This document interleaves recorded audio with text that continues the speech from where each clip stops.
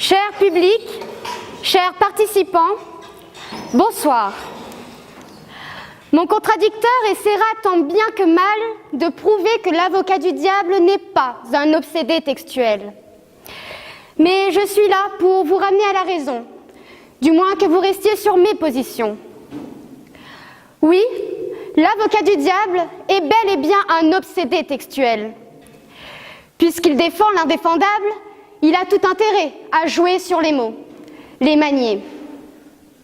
Il sera dénigré par mon opposant, mais qu'on soit clair, ce n'est pas lui sur le banc des accusés. Mon collègue est simplement l'auteur d'un grand nombre d'affaires à caractère textuel, et non sexuel, comme vous le pensez. On ne parle pas ici d'obsédé, au sens péjoratif du terme. Il n'y a aucun mal à être obsédé par les mots et les mots, les poses et les proses. Car les mots sont avant tout là pour fixer le moment, figer le temps et immortaliser l'instant. On ne peut donc pas le reprocher d'être un obsédé textuel. Il n'y a aucun mal à être blâmé sur cela. Rappelons-le, l'avocat du diable, bien qu'il défend les causes perdues, est avant tout un avocat. Et un avocat est avant tout un juriste.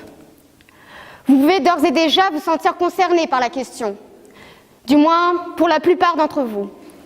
Ceux qui ne se pensent pas encore concernés, n'oubliez pas que l'avocat, que le juriste est avant tout un homme. Mais parlons-en de l'homme, cet être de langage, comme disait Rousseau, soucieux du bon mot. Tu n'es visiblement pas de cette école, mon cher Anto. Pourtant, ce n'est pas notre chargé de TD, dont il ne sert à rien de citer le nom, qui nous dira le contraire.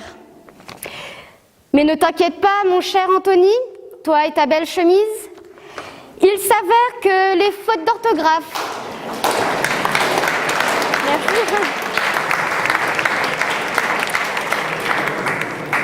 Il s'avère que les fautes d'orthographe ne sont pas liées à l'intelligence.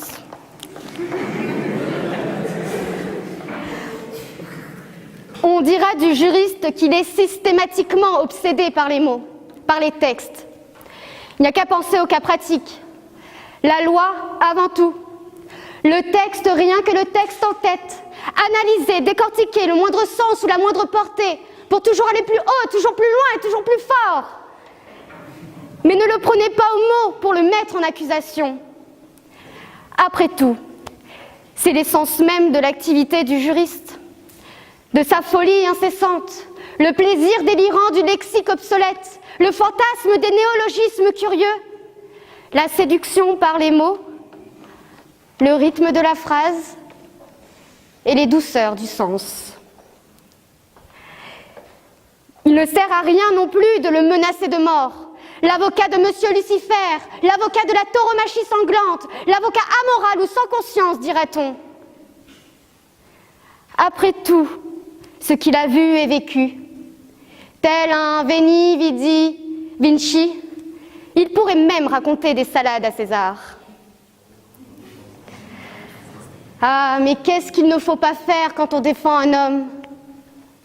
Enfin, vous l'aurez bien compris, nul besoin de vous en convaincre davantage. Merci.